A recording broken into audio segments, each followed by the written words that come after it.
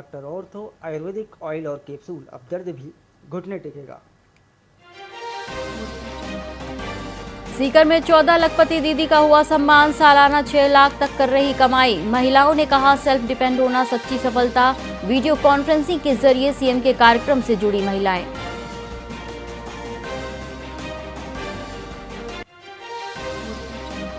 सीकर में एक दिन में 77,051 पेंडिंग केस पूरे हुए। लगभग 11 करोड़ के अवार्ड पारित किए गए। आरजीएस ने कहा जल्द न्याय और अधिकतम राहत देना ही लक्ष्य।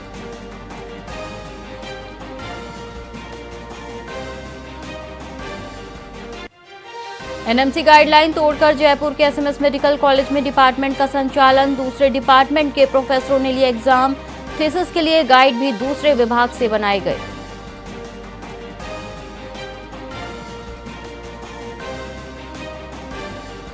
जोधपुर के महात्मा गांधी अस्पताल में होगी ultra advance burn care unit की शुरुआत। संभाग की एकमात्र बर्न यूनिट होगी अपग्रेड। इलाज के लिए अब बाहर नहीं जाना पड़ेगा।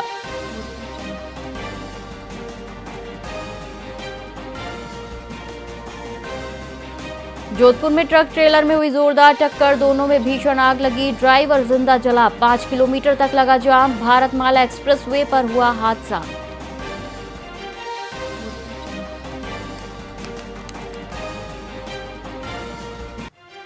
नमस्कार, आप देख रहे हैं वीआईपी न्यूज और मैं हूं आपके साथ एकता सिंह। आइए रुक करते हैं खबरों की ओर। चौमहला न्यायालय परिसर में रविवार को राष्ट्रीय लोक अदालत का आयोजन किया गया, जो राष्ट्रीय विधिक सेवा प्राधिकरण नई दिल्ली और राजस्थान राज्य विधिक सेवा प्राधिकरण जयपुर के निर्देश पर जिला विधिक सेवा प्राधिकरण झालावाड़ के मार्गदर्शन में हुआ। लोक अदालत की बेंच की अध्यक्षता वरिष्ठ सिविल न्यायाधीश और अतिरिक्त मुख्य न्यायिक मजिस्ट्रेट ब्रजपाल दानचारण ने की। लोक अदालत में फौजदारी, दीवानी, वैवाहिक विवाद, एनआई एक्ट, धन वसूली सहित राजीनामा योग मामलों का आपसी समझौते से निस्तारण किया गया। विद्युत विभाग के करीब 90 बकाया मामलों में फुल एंड फाइनल सेटलमेंट के तहत लगभग 9 लाख रुपए के अवार्ड पारित किए गए। लोक अदालत के माध्यम से पति पत्नी विवादों और राज्य सरकार द्वारा वापस लिए गए छोटे मामलों का भी समाधान किया गया।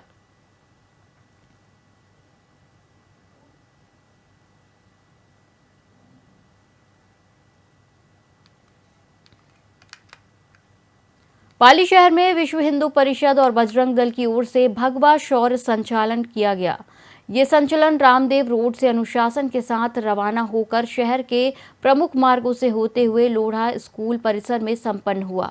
शौर्य संचलन के दौरान शहरवासियों ने जगह जगह पुष्प वर्षा कर कार्यकर्ताओं का स्वागत किया। सूरजपोल क्षेत्र में बाहर से आए संतों और अखाड़ों ने भी पुष्प वर्षा की। कार्यक्रम को लेकर सुरक्षा के मद्देनजर पुलिस जाब्ता तैनात रहा। पूरे आयोजन में अनुशासन और उत्साह का माहौल देखने को मिला।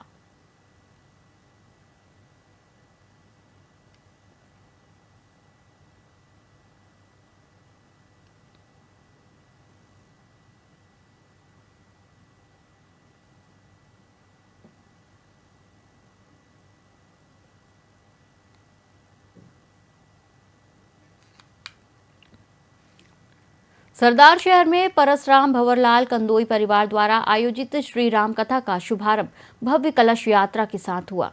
राजवाला कुएं स्थित शिवालय से शुरू हुई यात्रा मुख्य बाजारों से होती हुई कथा स्थल पहुंची, जहां कलश स्थापना की गई। रथ में कथावाचक आचार्य पंडित बाल कृष्ण कौशिक विराजमान रहे। आकर्षक झांकियों, भजन कीर्तन और पुष्प वर्षा ने माहौल को भक्तिमय बना दिया। तो वहीं इस कार्यक्रम में बड़ी संख्या में श्रद्धालुगण शामिल हुए।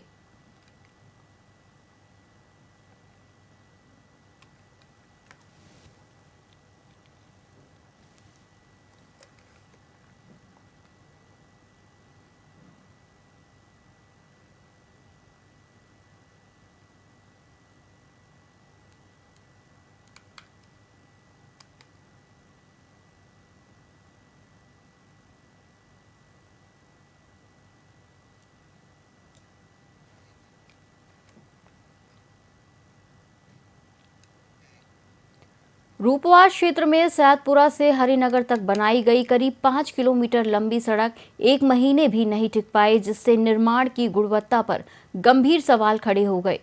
ग्रामीणों का आरोप है कि नई बनी सड़क कई जगहों से उधड़ चुकी है और कुछ स्थानों पर सड़क के ऊपर घास तक उगाई है। सड़क की बदहाल स्थिति को लेकर ग्रामीणों में सार्वजनिक निर्माण विभाग के खिलाफ भारी रोष है। लोगों का कहना है कि यदि जल्द ही सड़क की गुणवत्ता सुधार कर मरम्मत नहीं की गई तो वो मजबूरन धरना प्रदर्शन करेंगे, जिसकी पूरी जिम्मेदारी विभाग की होगी।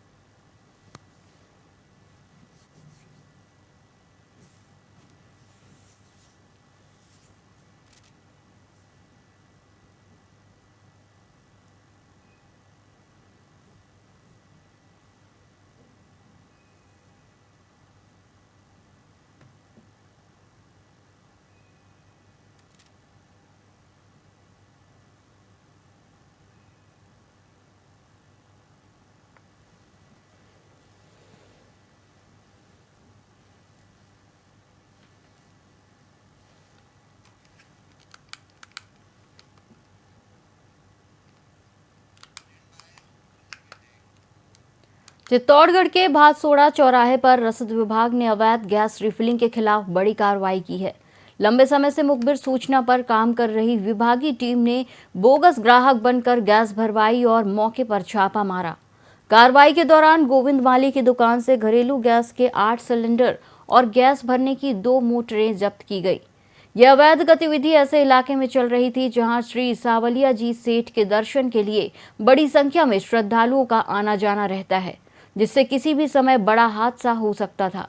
रसद विभाग के इंस्पेक्टर विजय कुमार सालोर और प्रवर्तन अधिकारी सुमन तिवारी ने बताया कि क्षेत्र में अवैध गैस कारोबार की लगातार शिकायतें मिल रही थी। कार्रवाई के बाद अन्य अवैध कारोबारी दुकानों पर ताले लगाकर फरार हो गए। सही कि दूरभाष पर, मेरे दूरभाष नंबर पर और हमारे डीओसी साहब के दूरभाष नंबर पर शिकायतें आ रही थी कि ये भादसोड़ा चौराहा है, यहाँ पे अवैध गैस रिफिलिंग का कार्य चल रहा है और यहाँ पे जिस तरह से आवक जावक जाता है सावरा जी मंदिर स्थान होने से, तो आज उसी संबंध में फिर हम लोग इधर कार्रवाई पे आए। चौराहे पे लोगों से हमने ऐसे एक भोक्ता बन की पूछताछ की कि गैस भरवानी है तो कहाँ भरवा सकते हैं, तो लोगों ने बताया कि यहाँ चौराहे के पास ही एक सेठ श्री कैफे है, उसके पास यहाँ आए तो मौके पे 2 सिलेंडर भी बाहर पाए गए। लड़का पाया गया गोविंद नाम का, गोविंद माली, तो उससे हमने बात की तो उसने कहा भरता है। फिर यहाँ पे मौके पे देखा तो 8 सिलेंडर पाए गए, 2 मोटर पाई गई है, तो पूरा प्रमाणित हो रहा है अवैध रिफिलिंग का काम कर रहा है। तो ये सारा जब्त कर लिया गया है और एक गैस एजेंसी सुपुर्द करके आगे की कार्रवाई की जाए। सही की धौलपुर में पुलिस अधीक्षक विकास सांगवान ने कंचनपुर थाना का निरीक्षण कर कानून व्यवस्था और प्रशासनिक व्यवस्थाओं का जायजा लिया। निरीक्षण के दौरान उन्होंने लंबित प्रकरणों के त्वरित और गुणवत्तापूर्ण निस्तारण के निर्देश दिए तथा मालखाना, रसोई घर, पुलिस बैरक सहित पूरे थाना परिसर की व्यवस्थाओं की समीक्षा की। पुलिस अधीक्षक ने थाना स्टाफ से संवाद कर क्षेत्र में अपराधों की रोकथाम और पीड़ितों को समय पर न्याय दिलाने के लिए प्रभावी कार्रवाई के निर्देश भी दिए। इस मौके पर वृत्ताधिकारी सैपऊ अनूप सिंह, थाना अधिकारी रामकिशन यादव सहित थाना स्टाफ मौजूद रहा।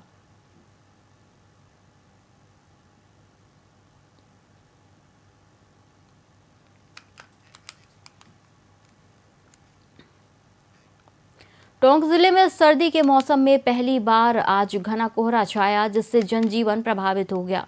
जिला मुख्यालय सहित कई इलाकों में सुबह घना और हल्का कोहरा देखने को मिला, जिसके कारण सड़कों और हाईवे पर विजिबिलिटी काफी कम रही। वाहन चालकों को सूर्योदय के बाद भी लाइट जलाकर वाहन चलाने पड़े, जिससे उन्हें परेशानी का सामना करना पड़ा। कोहरा सुबह करीब 8 बजे तक छाया रहा। मौसम के बदलाव के चलते अधिकतम तापमान 3 डिग्री गिरकर 24 डिग्री सेल्सियस रहने की संभावना है, जबकि न्यूनतम तापमान 10 डिग्री पर स्थिर बना हुआ है। सुबह के समय बढ़ी ठंडक के कारण लोगों ने ऊनी कपड़ों का सहारा लिया। धूप निकलने के बाद धीरे धीरे कोहरा छटा और मौसम सामान्य हुआ।